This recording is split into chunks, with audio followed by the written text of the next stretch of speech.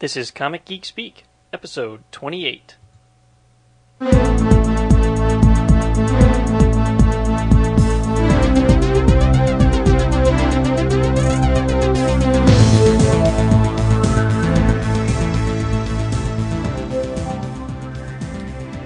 everybody, I'm Brian Deemer. I'm Kevin Moyer. I'm Jamie D. I'm Peter Rios. God gave me a gift. I shovel well. I shovel very well. Welcome to episode 28. This is Comic Geek Speak. We're a proud member of the Comics Podcast Network. For more information on the Comics Podcast Network, go to www.comicspodcasts.com. Well, this is an exciting episode for us because we are going to announce the winner of our contest. Dun, dun, dun. Hooray! And for those of you who this is the first time you're listening, our contest was, we asked listeners to create a 30-second or less promo for our show. And in return for being the winner, you get $100 worth of free trade paperbacks and hardcovers, courtesy of InStockTrades.com and DCBService.com. We love them. So what we're going to do is we're going to play the entries for you. We got 4 entries. I must tell you, listeners, I'm a little disappointed. I was hoping for at least 10. I thought $100 worth of books should be the ultimate motivator, but apparently it's not. And we're not going to have $1,000 worth of books, I can tell you that. So if we do another contest, get off your asses and do more entries, people. All right? What else do I have to say? I know. But anyway, we got 4 entries, and we're very happy for those 4 entries. We're going to play all 4 for you in no particular order. And then we're going to tell you who won. And we're not going to tell you who did the entries until after the fact. One of them you'll know who did it because they say, but the other 3 will remain anonymous until the end, and then we will thank them all, and then we'll announce the winner. So, let's see here. Which one should I do first? How about this one? You're listening to Comic Rants. Wait a minute. No, you're not. You're listening to Comic Geek Speak. Well, that's a good show, too. But make sure you go check out Comic Rants. It's much better. All right, obviously that one was from the Comic Rants guy. He has a podcast, too. So there's no mystery with that one. So we'll go on to the next one here. Comic Geek Speak.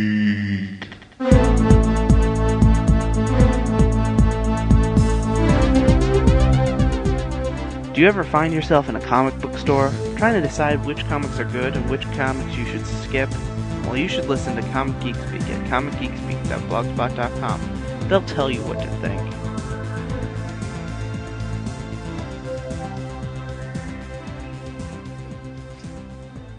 That's right.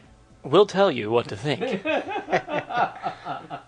Because we are very Orwellian here, Right. And we like to brother. control all comic readers. Big Brother is telling you. Yeah. Okay, next one. Welcome to the show. We're glad you're with us here. I'm Brian Deemer. I'm Peter Rios. X-Men. Firestorm. Superman. Batman. Colossus. We can be sexy bitches too. How did you first get into comic books? Bite me, fanboy. This is Comic Geek Speak. It's just so entertaining. All right. And last but not least, we have something new and exciting in the world of comic book podcasts.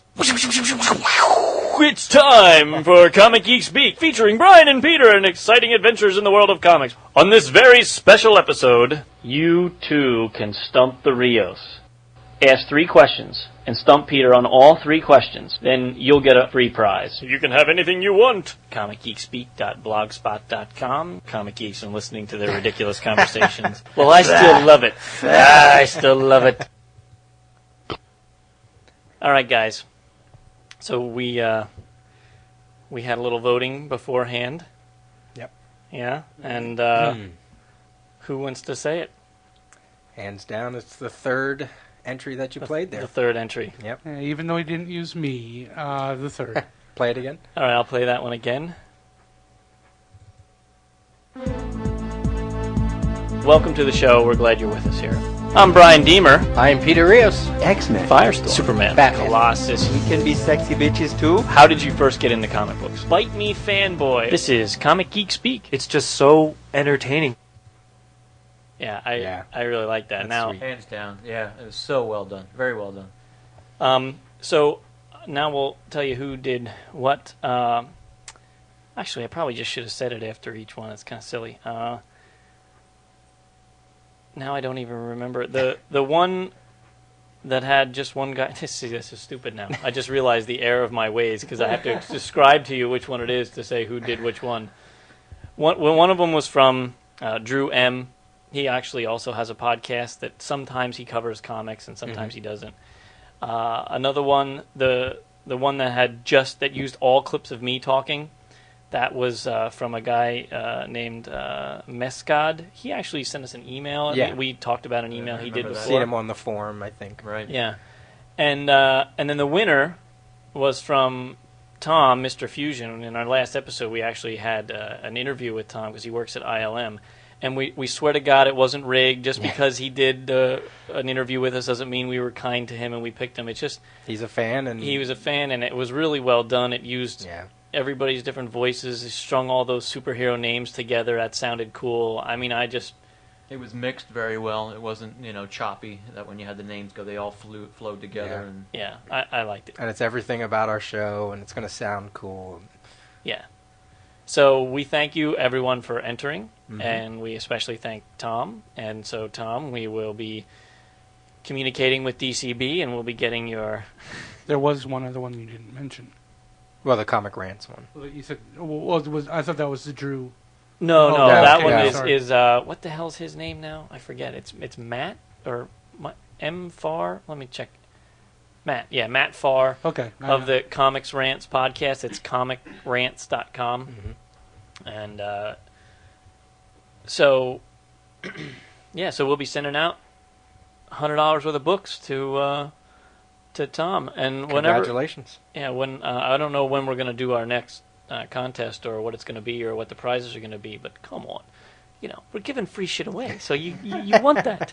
You want free shit. I mean, And by the way, we went to InStockTrades.com today, and That's it's right. great. Yeah, we're actually recording this on June 1st. You're listening to it at a later date, but InStockTrades.com is now open, and the deal is 35% off all trades, and if you order $50 or more, it's free shipping, and because, as the name says, anything that's on the website is in stock and will ship the next day, assuming that it's a business day or whatever. Right. But so go there, buy lots of comics. It's easy to spend $50 on trade paperbacks and hardcovers too. It's not just trades, and it's free shipping and 35% off. Hell, you can't beat that. Right. no, there's nothing out there that has that type of program set up.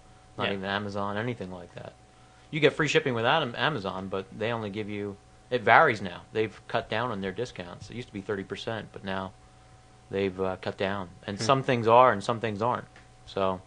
And the customer service you get from these guys is awesome. Oh. We've said before, it's a husband and wife, and they're just really, really nice. Yeah, I mean, an example of that, I just got my books for this month and opened them up, and there on the top, right, is, I pulled off my graphic novels, and all of a sudden I'm finding these comics that aren't in bags. I'm like, what the heck is this? Because I order bags and boards with each of my comics. Here they threw in 5 of the free comic book day That's comic awesome. books. I mean, 5 of them. Normally your shop only lets you pick up one, and maybe if you donate, I've heard if you donate money towards, one of the local charities, they'll let you pick up other ones. But it was 5, and none of the ones I picked up at, I picked up one at my comic shop. It wasn't any of the ones that was in this pile, so that was just really cool. Yeah, I get my shipment tomorrow, so I'm anxious to So see do I. what's in there waiting for me. Free comics. And I, like an idiot, I completely forgot about Free Comic Book Day. So And I did was I. just doing stuff around the house, and I totally didn't go, so I didn't get any of the free books. So I'm all excited. Hell, if there's even just one in my box, that's one I didn't get. So I'm very excited. So once again, go to InStockTrades.com, which is the same business, same people that run DCBService.com, where you can get all your monthly books and all the regular everything from them, not just what's in stock. Anything in previews. Yeah. So, moving on, Jamie, I think you have something you want to announce. Yeah, we've been sitting around talking about ways to improve the show and different things we can do to improve it, and ways to include the audience. Yeah, as include well, the audience. Yeah. And since we had promised, and I'm fine with this, we promised a no spoiler rule for our podcast. We kind of decided to rip off Oprah and do a Oprah. Harpo. And do a book club type deal. The first one we've decided to do, and we'll have a special podcast at the end of this month.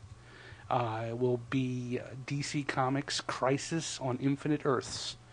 It is the 20-year anniversary of the book, and with everything that's going on in the DC universe, the whole countdown to Infinite Crisis, we just thought it would be time to sit down and talk about this book. And it's very hard to talk about this book without giving away any spoilers. It's impossible. Well, I mean, what else could you say? Yeah, because, people die, the end. But and George Perez drew it. Yeah. You know, I mean, what? Yeah, Marv Wolfman wrote it, and now he has a novel out, and blah blah blah.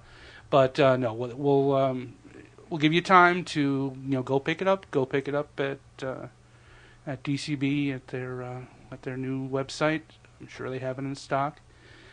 Pick it up at your local store, whatever. Read it, devour it, and come back and listen to us to discuss it. Yeah, we'll probably do our podcast in like the last week of June. So if you want to contribute to the discussion, you have your choice of either just emailing us and telling us your thoughts, and we'll read those thoughts and use them as talking points on the show, or you can send in an audio clip of yourself asking a question or just making a statement or doing your little rant for 2 minutes or whatever about Crisis. And these are going to be separate shows. They're not going to be episode 29 or 30 or whatever. It's going to be like Book of the Month Club episode 1. And then so it's completely separate from the show. So if you don't want anything to be spoiled, or you didn't want to read it and you just want to wait, you can still get your regular episodes, and you don't have to worry about missing anything. Yep. And as we go along and as we get into it, we will take suggestions, books you would like to see us read, and maybe it's one of your favorite books that we haven't discussed yet, and just write to us, let us know what you'd like to see us, like to hear us talk about, and we'll take it into consideration, and we'll go from there. And it can be a trade. It could be a trade of just like a mini series or maxi series. It could be a trade of a storyline of a particular character. Doesn't have to be just like a finite series. It could be or an infinite, or maxi series or something. But you would need to put it in a trade, so you wouldn't have to go, hunt down individual issues or anything. It has to be something that is in trade. It could be the fifth trade of a certain series or whatever, but yeah, perfect for reading material, and it can be DC, Marvel, or anything else. So join us then. All right, I'm going to dig into some listener email that we've got. Excuse me. We got one from Bill Jolly from Oxford, Mississippi. He says, "Hey guys, I really enjoy your podcast. I recently got back into reading comics after a long absence, and this show has been perfect for me getting reacclimated to the industry. I have a show idea for you, talking about the collapse of the 90s, what y'all think the causes were, and how the industry today reflects what happened then. I got out of collecting right before it happened. I remember giving my collection to my little brother right when Spawn first came out. I've done some basic Google research, but there's no good resource describing exactly what happened and why it happened. I think it would make for an interesting topic for y'all to kick around in the round table. Keep up the good work." Well, thanks, Bill. Nice to have you, Bill. And I think that might be our first Mississippi listener, as far as we know, anyway. So it's not another country, but it's another. It's close. It's close. Where's Shane? We need that map. Did he get that map started yet? I think I might start doing that myself. Yeah, we got to do that. Even in the United States, we have to do that. Yeah, and by the way, when you send us an email, just tell us where you're from, because that's half the fun, is seeing how far the show is reaching. And even if you don't have anything to say, and you have no particular thought in your head, if you're from some place that's not the United States, especially, even if you just send an email and said, "I listen to your show, I am in Russia," that's all we need. We will just be happy, and we'll like, "Oh, we have someone listening in Russia." So, but Bill, we like your topic, so we're going to talk about it. Okay. Chirp, chirp. Actually, there's a lot to say. I was Yeah, working at the comic book store at the time of the whole Image launch and which I kind of started the downfall in a way. To me, I sum it up just to the fact it was an overinflated collector's market. People were buying multiple copies of stuff, inflating numbers on books, and to make $1 million, they figured they were going to send their kids to college, buying 50 copies of Spawn #1. And just when they suddenly realized that the garbage they were buying off of QVC and all that, they weren't able to sell for the prices they were paying for it, they just got out of it, and it just dropped. That's the market was so high on these collectors, and when they realized it was fool's gold that they were investing in, they pulled out faster. I won't even say it.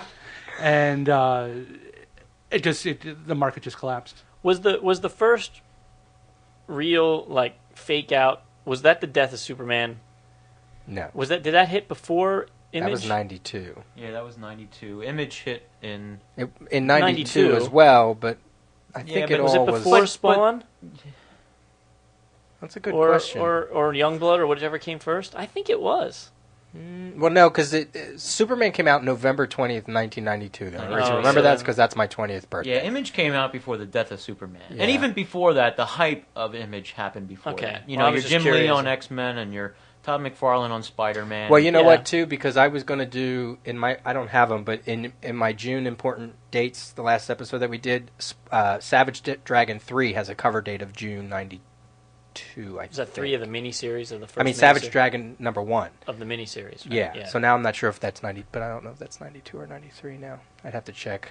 Anybody got a wizard? So, well, anyway, it was all around the same early time. 90s, yeah. I'd say you could start at 90 or 91. And then how long did the boom last? It went to 94-ish. Did it last that long? Well, Foil covers that's the thing. All of a sudden, every covers company was trying to outdo everybody else, and you were getting. I mean, the first foil cover I think is Silver Surfer 50. I think they have that down as the first whatever they did with that cover. Yeah. And then of course, Image had their the Shadowhawk had his the one where you pulled up the mask, and everybody's doing variant covers and cardstock covers, the hologram covers. Yeah. So, it was just polybagged covers all over the place. Oh man, I fell for some of that crap. You got a collector card in each one, and there were 5 collector cards, so you had to buy 5, one of each, and then you had to buy one so you could tear it open and read it. So you bought 6 of the same damn comic for $2.50 each. X-Force #1. Yeah, I have all of them. X-Men #1, all those different covers. Yeah, that was 5 different covers, and then the one that had all of them put together as one big picture. So basically, you had six.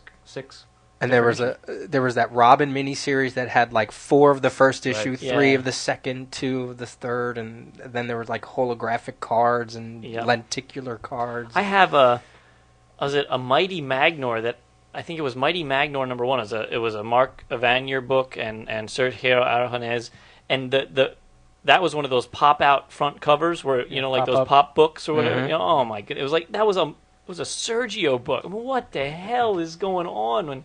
But really the thing of it is that although these books were selling in the millions, they weren't getting trashed like Golden Age and Silver Age books were. Kids back then read them, they stuck them in their back pockets, their parents threw them away. None of these books, everybody was saving them. So how do you're not going to sell them again because everybody has them. Right. Retailers certainly were. You weren't going to sell them to retailers because they had how many? So it just all collapsed. Well, I've been to shows now where I've seen the Death of Superman issue sealed in that bag in the 25-cent bin. Oh, absolutely. Because again, everybody bought it. The hype was all there, and the same thing with the Image books. I know my cousin was a big-time collector, and he bought at least 10 copies of each issue, thinking this is just going to be awesome stuff. And I said to him, it's not going to be that rare because everybody is aware of it or they're finding out about it. There were and everybody has the same down mentality. Off the out the door for that book. Yeah, see, that was a time when and I don't know how it got into the general public. I mean, the Superman thing because it was on every news show around the world, and so then and that's why I seem to think of that as the beginning, because that got people who never bought a comic book in their life standing in line at 7 a.m. before the store opened to make sure they got a copy. And, that didn't happen with Spawn. Or that didn't happen with Youngblood #1. But I can remember Youngblood. They had all those coupons in the books, that in the different image books, that you had to collect them all and then send in all those coupons to get like issue 0 of something. Oh, that's true. Yeah. Which that creates a whole. But frenzy. that was within the comic community. Right. Yeah. But then see, the Superman thing brought people from outside, and then some of them, once they were in the store, then they found out about Image because it was happening, and then they jumped on that train.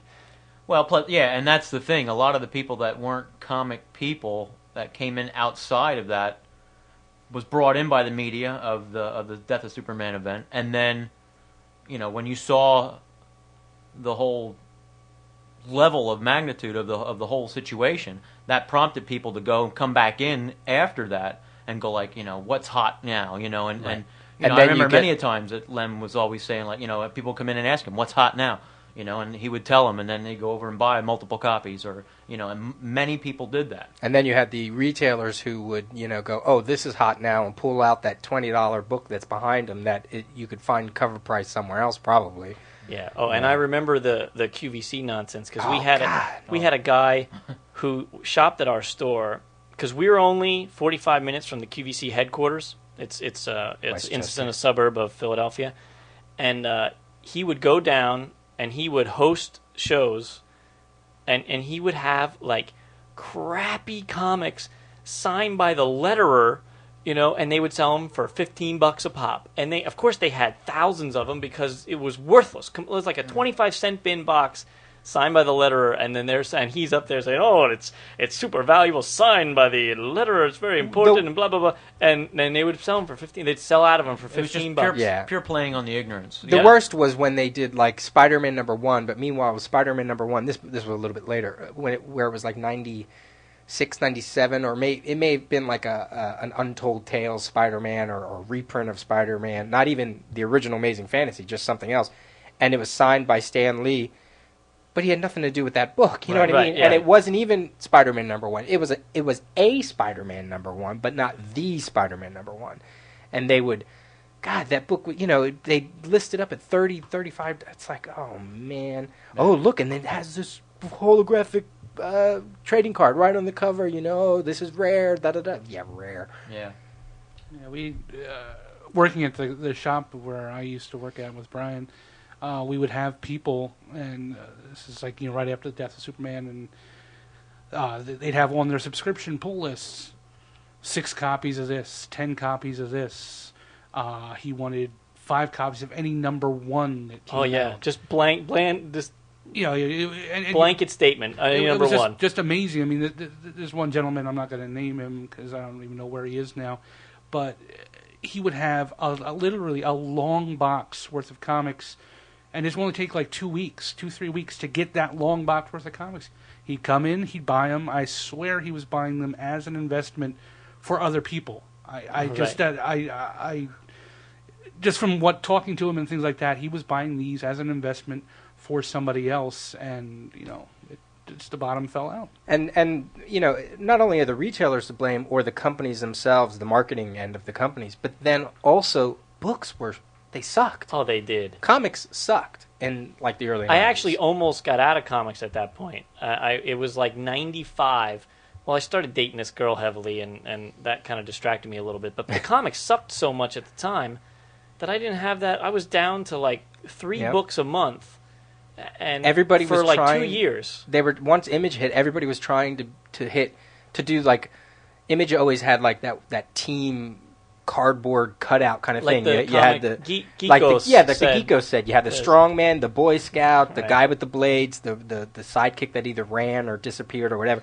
And everybody wanted that artwork where gritted teeth and long hair. Jim Lee emulation out the wazoo. Jim Lee, Liefeld, Turner, whoever was big back then. So, and everything was editor driven, it seemed like. Of course, DC's Death of Superman, the breaking of Batman's back, Hal Jordan going crazy, the death of Green Arrow. It was like the JLA curse, because everybody had something that went wrong with them. You know, Aquaman became, although it still seemed kind of like an event, but I think some of that kind of played out nicely. But everything was happening. Everybody was getting replaced. War Machine got his own book. Thunderstrike got his own book. You had a new Green Lantern. You had a new who else? I'm trying to think of who else. Oh, Captain America even went through it. I mean, like everything was done for an effect or for a hype. Yeah, it was hype. That's all it was. And to top it all off, to get that glut, which is what occurred, was that a lot of the books, and you look at the Image books, or a result of that was the art. The art is what really sold. Nobody was really interested in the stories. It was the art, because that's what was hyped up. Here's your artist from Amazing Spider-Man, or the artist from X-Men, and that's how the books were hyped, and that's how they were sold, and that was the motivation between a lot of the people buying the books. And that became the trend. Well, then, of course, you're only getting half of a book. Yeah. You know what I mean? So it's not substantiating what has driven the market to that point to begin with. So that really undermined the whole situation right there. And the industry didn't even try to stop it. They played right to it. No. And that's the thing. Your retailers or distributors. I remember the one, I don't know if it was a distributor or a retailer that withheld copies, like ordered multiple copies of like the Image books and stuff, and never put them on the shelf. Just stored them. Had boxes and boxes of them, because they all had the mentality that these were going to be worth mega bucks. And if he's got 200 Spawns back there, number ones, well, then, trickle them out for $10 a pop over the next couple of weeks. And now it'll bit them all in the butt, because now they're stuck with them and they can't get rid of them. I was going to say, when we go to conventions in the 50-cent bins, they always have, it's funny, they have their DC and Marvel mixed in, but then you always find that one box that's full of Image and full of Valiant. Like for some reason, those were the companies that they ordered so much on. Well, the Valiant stuff still sells, but the Image stuff doesn't. Like I just put some auctions up, and I sold all of my Valiant runs. But I have like this pot. It's like 50 Image comics, like the first 2 Youngbloods and the first 3, of this, and the first 2 copies of that. It's like 50 comics. I saw starting bid $4.99. No takers. Twice I've run it. No one bought it. I mean, 50 books for $5. It's just that no one even cares about it now. Then I won't tell you that I sold about 40 some for $9.99. You bastard, son of a bitch. See, and that's the thing with you say Valiant and Image, and to me that's black and white, because Valiant was into putting out a quality book. They had good stories. They dealt with good characters. I think with Valiant it was after, because like you guys said, the first year of all those, they're really good stories. They're hard to find. They are hard to find. But then all of a sudden, retailers started to order more, like around Unity and. I was just going to say, Unity because was the big deal. Those first books were so severely underordered. That's why they became so high. I mean, even back then, they were big, and it was because it was good stories, good artwork, and that's to me, that's what drove Valiant, was the good stories and good artwork. And then it unfortunately kind of fell under their own when Bob Layton decided he was too big to. When he decided Jim Shooter was the problem with the company and decided to oust him, and he could do it better, and then that's kind of where they went downhill as far as I was concerned. But that's the reason those books, they were so severely underordered, and then to make up for it, books like Turok #1 and trying to think Ninjak #1 were so overordered because people thought, and I myself, I bought like 2 copies of Turok #1 because. But then I didn't realize that they were going to print like 4 billion. I remember when like Solar #1 was like $100. It was like and I remember guy we worked with, Dave, was all into Valiant, and right when they first started coming out, he's like, "You got to check this out. This is awesome." And I look at it, I see Solar, Man of the Atom, and it looks like some 1950s book because it was, and I was like, "Oh, screw that. That's stupid." And then by the time Unity rolled around and it caught my attention, then I was like, "Ooh, these are good," and I read them, and then I went, $100, stupid ass, And that's the thing, like, and there's another thing. Not only you had like cover gimmicks, but you had the 0 issues, and then you had the half issues and negative issues, -1 and infinity. I mean, like, then they were playing with the numbering, and 1A, 1B, 1C if it had different covers, and the thing with Image, not to harp on them, but they just couldn't put their product out. I don't particularly mind the whole superstar thing. You know, some people are like, you know, oh, well, you should do it for the love of. Well, no, I mean, it's a job. If somebody's willing to pay you $1 million to do something, okay, fine, whatever. You know, I wish I could find a job like that. But the problem is that they didn't finish their stuff.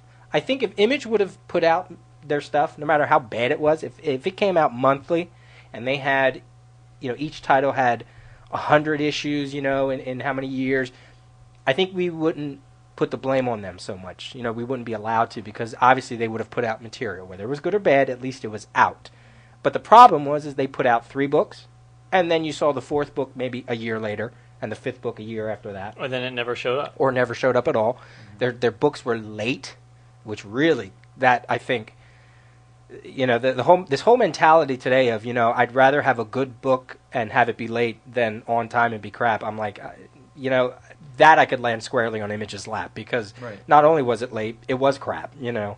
And superstars just disappeared. Like, Will Sportasio was huge, and then Witworks, like 3 issues came out, and then the guy disappeared for like 5 years, and he came back, his artwork was crap. Well, he left because of personal reasons. Yeah, one of his sisters died or something. Yeah, it was a very traumatic time for him and his family, and that's why he took a hiatus. It was longer than what anybody anticipated, but well, he forgot how to draw in the meantime. I mean, holy mackerel. But on the flip side of that, there were certainly other artists, right? That, you know, and they jumped on the bandwagon of becoming Rob Liefeld clones and you know, Brigade Tom and McFarlane clones. Books.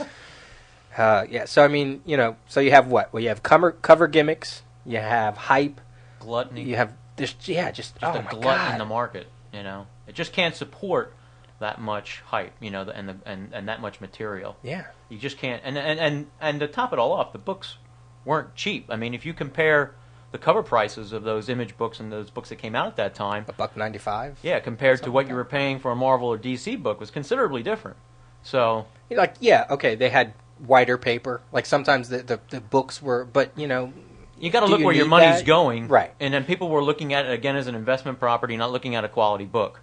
So, you know, I would sooner pay 60 cents or 75 cents for a real good book, you know, rather than pay $1.95 and then buy 5 copies of it just because this is #1 and it's Todd McFarlane. And it definitely was a time, like you said, of gluttony, because you would have, like, it's what killed the Justice League franchise at the time, because they had Justice League America, Justice League Europe. Okay, fine.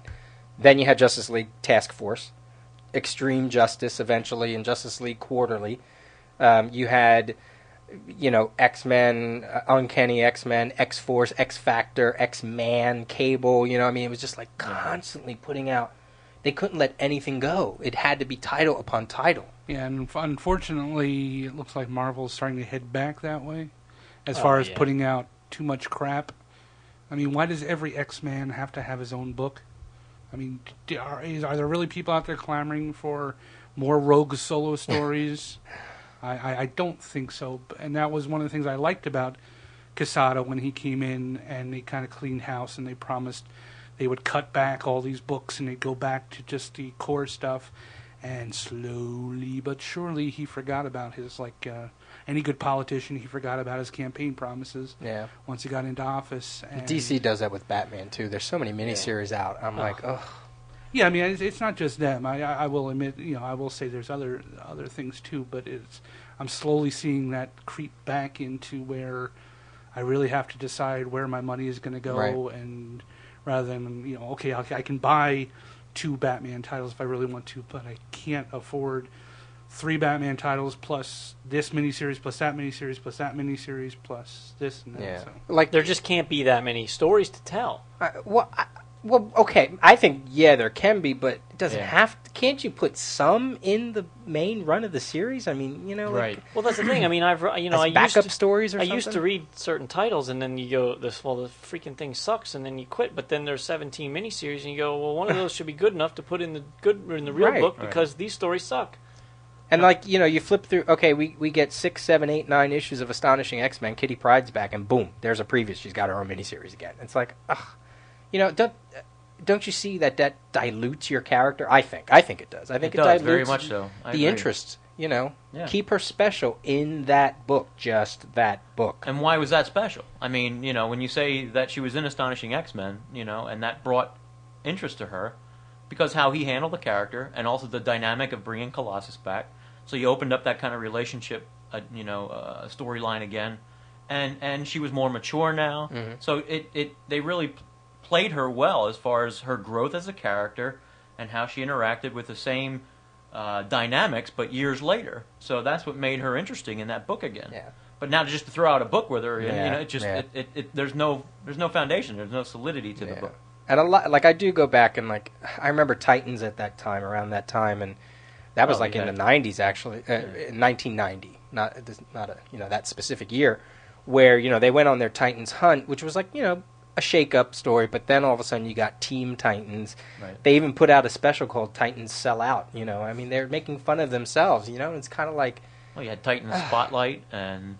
Well, that was actually earlier. That was a little bit. What earlier. were the reprints then too? They did the reprints of the first series. Yeah, even that was. Was that earlier than 90? Yeah, it was really Team Titans was the book that came out that was like but Marv Wolfman in some of his interviews says the editor was the one that kind of pushed for a lot of these things to happen, a lot of these gimmick things to happen, and I've always said that. I've always blamed a lot of the downfall in the 90s were editor decisions.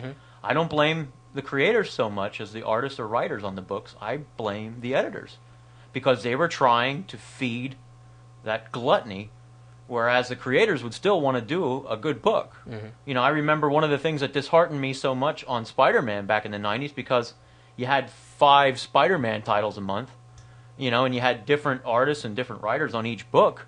But I remember all of a sudden, because this huge draw on Todd McFarlane on Amazing Spider-Man, and then all of a sudden I pick up my books the next 1 month, and all 5 books, the editor made the artist draw like Todd McFarlane.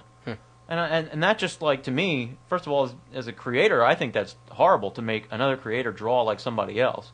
And then to enforce that onto all the different books. Now you're getting 5 Spider-Man titles, which is bad enough so as it is. But now they all look alike. Yeah. You know what I mean? So what's different about it? What motivates you to buy those 5 books? First of all, it's too many. Second of all, it's totally watered down. Yep. So there's no substantiality to the whole thing to it. And the industry bit itself in the ass. I mean, Marvel filed for bankruptcy. Right. I mean, the whole comic industry almost disappeared. Because it was Marvel could have completely disappeared. Right. I mean, and the characters would have been sold off to other companies, and that would have been the end of it. Yeah. Right. And I mean, and kind of this trend nowadays of second prints and limited cover editions, and I mean, I understand some of it's also hype, some of it's to push certain books, some of it is, it starts out as like, okay, yeah, I can see that, and then it goes, kind of crazy. It's not the same, but... Well, the industry is very similar. It very similar. Learn from their mistakes. So instead of printing 1 million copies, they'll print 100,000 or they'll print 50,000, see how they sell. If there's demand, then they'll do the second printing, and then they'll do the third printing. So it's creating a market that never existed before, right. But it's because they're playing it safe. So they're not doing it on purpose, I don't think, to create a market, but I think they're doing it to cover their asses. Yeah. See, and I don't mind that. I don't mind having second or third printings. If it calls for it, it's fine. And then you can do your new covers on it. Because then that way, if there's a collector that wants to have every cover, then they can get it. But if there's people that didn't get the book, at least they can now get it. And it's with a different cover, but at least they can read it. Plus, it makes it easier for dealers to tell which was the second or third edition because you have the different covers. covers. I think that's key for that. For even the industry of going reading to the fine shows print. and everything like that, you don't have to open the book to find out if it's first, second, or third printing. So that I don't have a problem with. What it is when a book is popular or an issue's great, and then it's like, okay, well now we're going to put another cover on so then we can resell that book with no reasoning whatsoever than to just put a new cover on it. They just did it with Captain America now with this latest issue with issue 6. The original cover was Captain America, and they had like the stuff from World War II with Bucky and the plane and all that stuff, and then they had this whole revelation with this last issue. So now they put out a new printing of that book with. They replaced Captain America with this other character. I won't say because it's a spoiler, but and that's nothing different about the book at all. And it's not a second printing. It's just that they put a new cover on to sell it as a separate cover. And to me, that's where I see the trend repeating itself. Whereas you're just doing variant covers and you're just doing gimmicks to sell books, and And that's. people are buying them, and it's their Well, own I got damn suckered. fault. But you're seeing a lot more people though not getting suckered into it. They're seeing the trend, and they're seeing and they're making conscious choices whether if I want to support that market or not. Like what you said about companies who are playing it safe. The numbers on a lot of those DC Countdown miniseries were low. The first issues were low, and DC said we printed low. The orders were low, so we actually printed they printed more, like just overprinted just for say, like let's just maybe we'll get like more retailers who want them, so let's just print like another 50% just in case. Well, they wound up selling out of those, and that's why you get all these second and third printings. Meanwhile, I have to say, whatever retailer thought these miniseries didn't have anything to do with Countdown to Infinite Crisis and all that, what are you thinking? I mean, I can't believe I see so many times, oh, they probably didn't know that. It's like, all right, whatever. I don't want to go to your store. But anyway, so then they print a second printing, and then they say that those sell out, and then they print a third printing. Okay, I guess they're selling out. I mean, if they're doing it. Well, Villains United, their first issue cover has, the main villains in that book. The second print has a sketch cover of these other set of villains. And then I just read somewhere that the third printing is going to have that same black and white cover, but in color. So I went, oh, crap. I bought the sketch one. I don't want it, but I thought that was going to be the only picture of them, and now they're doing a third one. So I got caught into it, I mean, it's not that they did that quite on purpose, but I'm kind of like, I wish I would have waited, or I don't know. But then the Rand Thanagar War one, their second printing is it's the same cover with a whitish, grayish kind of back, and I'm kind of like, well, that's boring. If you're going to do a second printing, at least give me a decent cover. I mean, I don't know. I mean, just sitting here thinking about things and thinking out loud, so to speak. I mean, Brian, you and I focus more on trades than buying comics anymore nowadays. Do you think that if a comic sells out, would it be more influential to print a trade paperback, which then, would encourage sales of that trade paperback, or would you think it'd be better to put second printings or third printings out? I don't know. There's good on both sides. We know that the companies make more profit off of the trades, like Marvel and DC, but they sell fewer of them than the comics. So if you have like House of M or something and it sells out, you're going to print, 25,000 extra copies, and they'll probably all sell out. They're not going to sell 25,000 copies of the trade paperback because they never, trades sell, 10,000 copies or something. So I don't know. I mean, it's a numbers game, and obviously their accountants are looking at all that, and they know the profit margin on a trade versus the obviously Marvel is making money on their trades because they're soliciting them before the end of the original series is even over, and it must not be hurting their bottom line. No, I mean trades. It can't be, otherwise they wouldn't be doing it. Right. Well, the only thing I could say is maybe they're printing so many trades because they know a certain amount of them aren't going to sell. I mean, there's also that possibility that, especially the trades of some of their lesser miniseries and things like that. And I mean, you always can assume that the trades that collect a series, a part of a series, they're going to sell because people want to read the continuing series. But like this Hercules miniseries, are people really going to buy the trade if they didn't? I mean, like, are they going to sell as many of those as they are something else, like Astonishing X-Men? So maybe that's why they have to put out so many trades.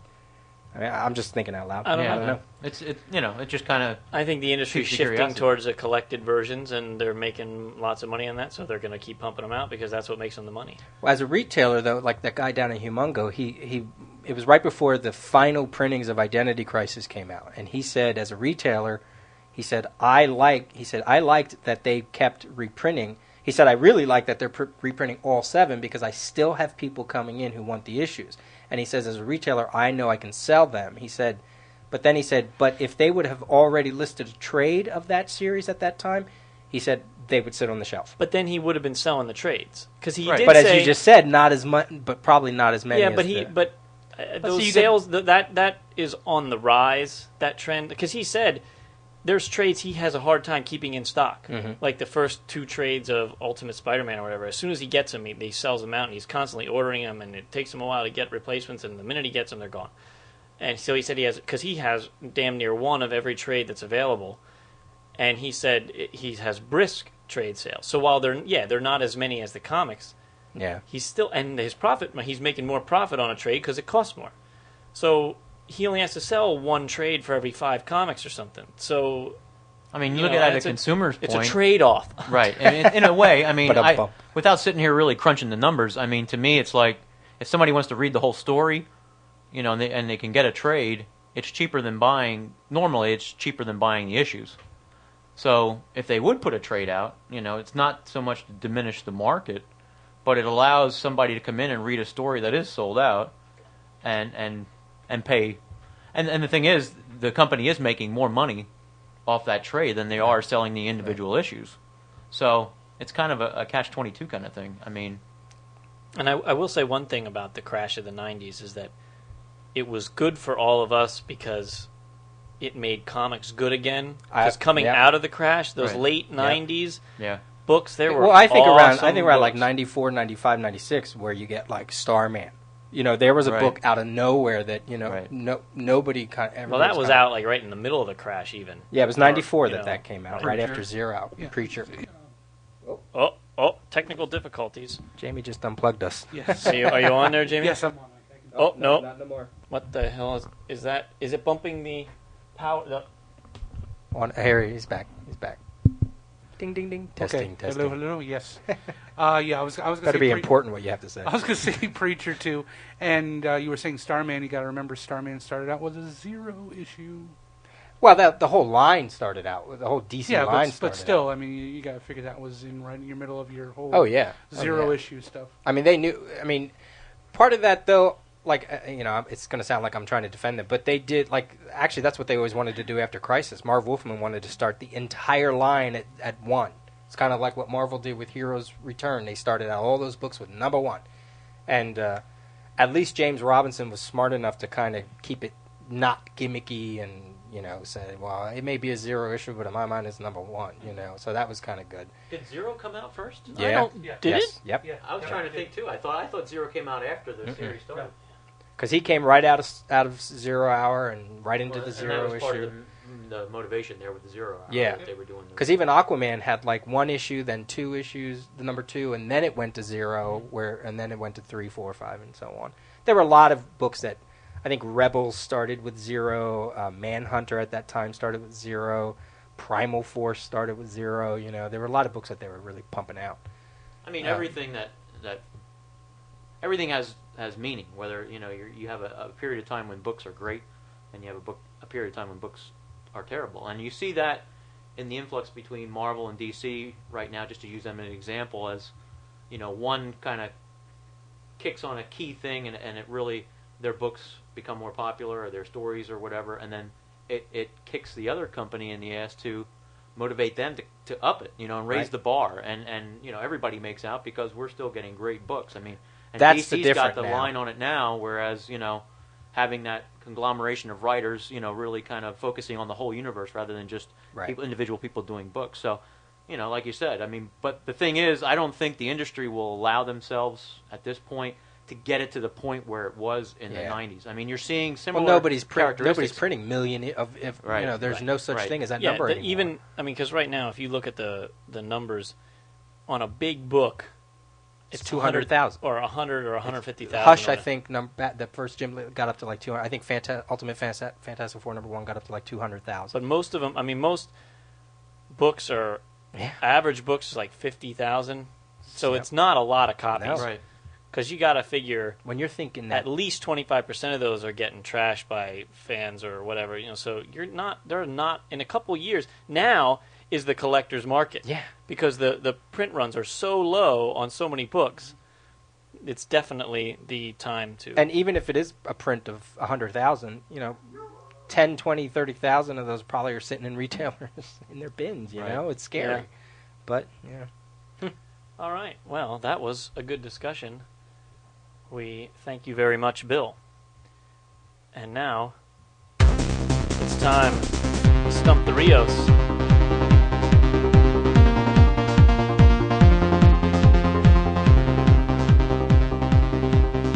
For this episode, we have a listener sent in a Stump the Rios. cool. Let me, you know what, I was going to play it, but I should actually like mention the guy's name Yeah. here. It's J.M. Campbell, and Who- he explains that in the. Oh, So we'll great. we'll play it right here and let him do the talking.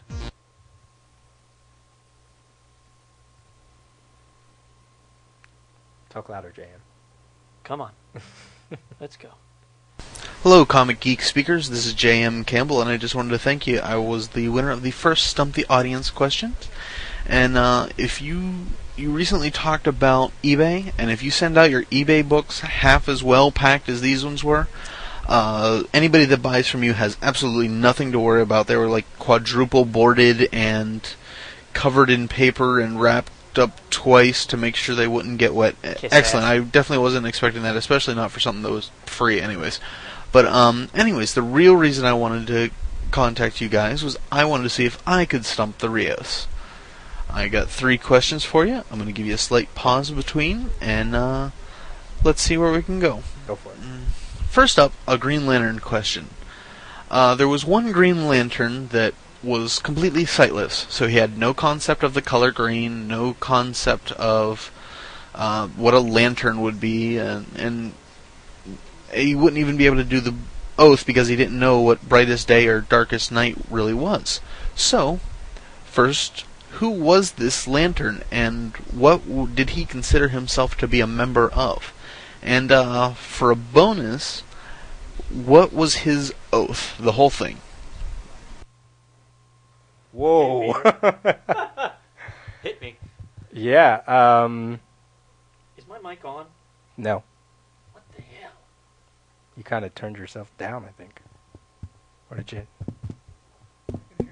I can hear you a little bit there. No, but it's fizzy. No. Hello? Hello? No. Wow. Well, while you're figuring that out. Wow, Green Lantern that was sightless. I'd never even heard of that before. I definitely am not going to get his oath, obviously. I mean, that's just, ridiculous. There you go. Now it's back? Yeah. Yeah, thanks for coming back. Yes, welcome back. We need some new equipment. Damn it. What the hell is going on? Never even heard of that. Never. I have no idea. It's not Orgasmo? No. Oh, okay. I thought for when he was starting to answer the question, I was just going to go Mogo. I thought he was going to say what was the name of the planet, the big Green Lantern planet, but no. All right, let's continue and see what the answer is.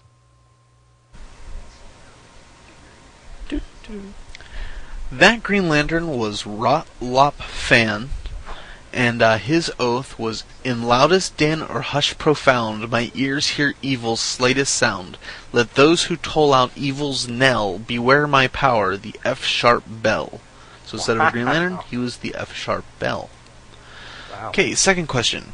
In a recent issue of Teen Titans, there's a audio trigger that causes something to happen. I'm not going to spoil it for anybody. The audio trigger is aut vincere aut mori. What does that mean? It's a Latin phrase. I know, not exactly comics knowledge, but I was just going to say that. it's in there, and you should know it. What is it? I can't go to read it. Romani ite domun. That's all I know. Klaatu. I have no idea. Klaatu barara nikto. There you go. E pluribus unum. To help you, Nanu. Morte is death. Yeah. I'm pretty sure. So something death.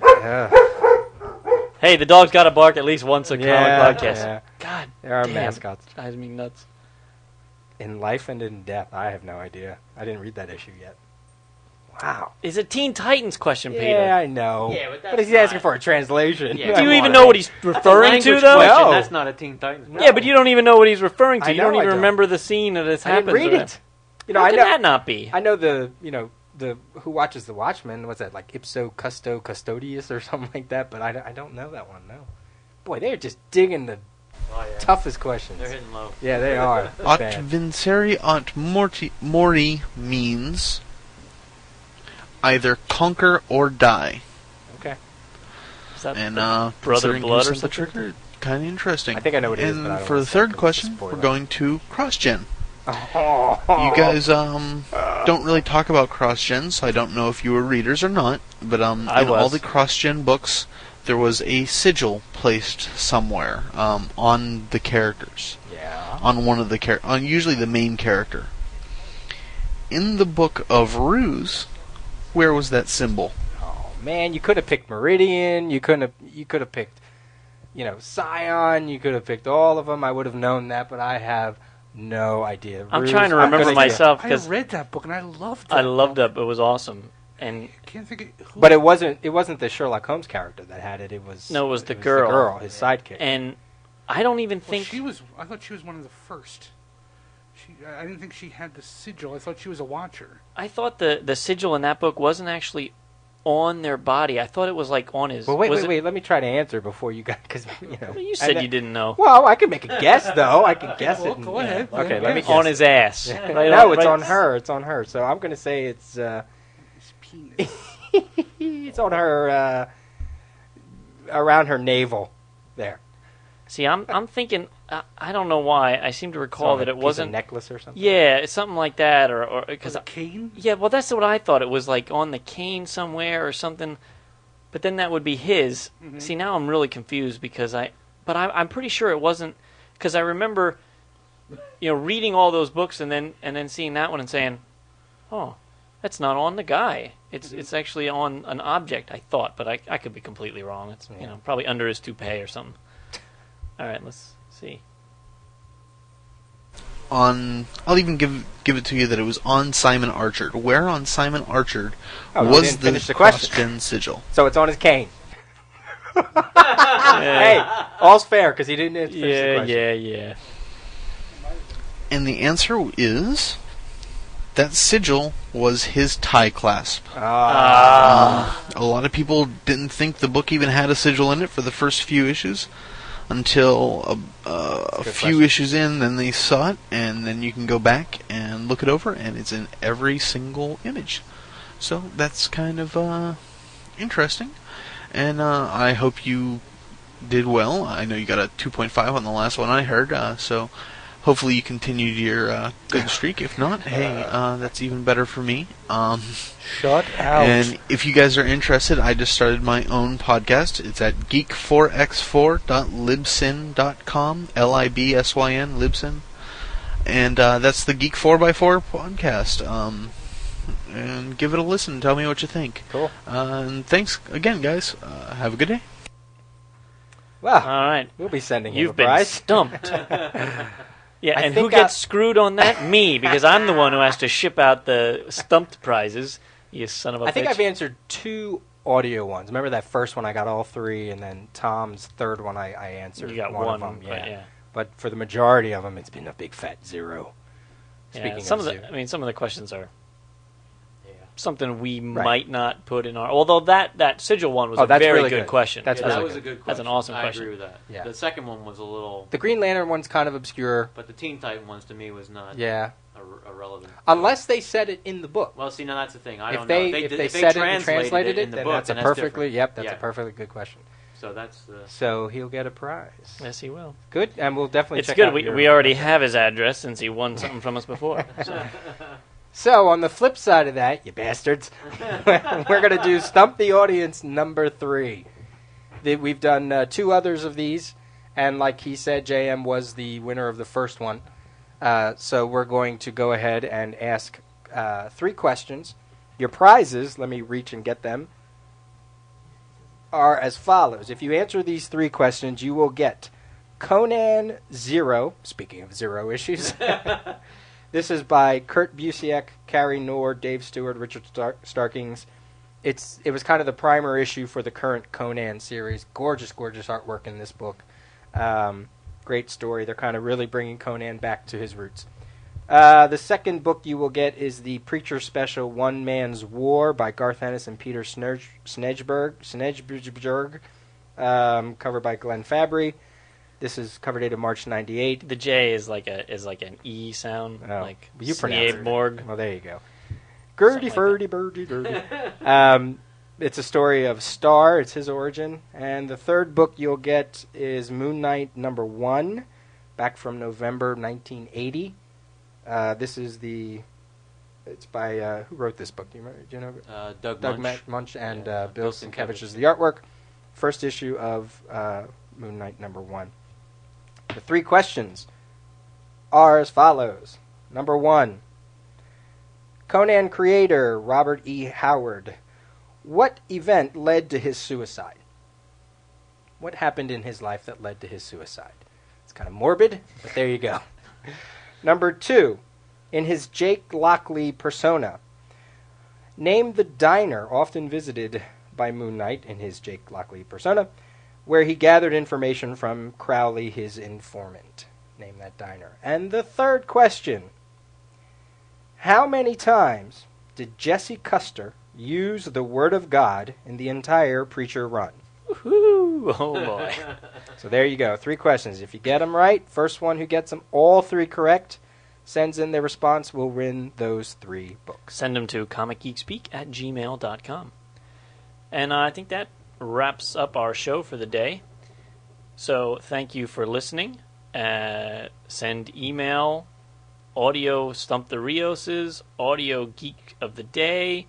Send those to comicgeekspeak@gmail.com. Go vote for us on Podcast Alley. It's June now. We actually, in the first day of June, we cracked into the top 50, and then we're pushed right back out as the votes kept flooding in. But hey, that we stood it first. Visit our blog, comicgeekspeak.blogspot.com. And if you're on our blog, click on the Google ads because it throws us a few pennies, literally a few pennies. Many days we make 7 cents, but hey, it's a little something. That's okay. And it doesn't cost you a damn thing, so click the freaking ads, will you? And that's about it. So thanks for listening, and we'll see you next time.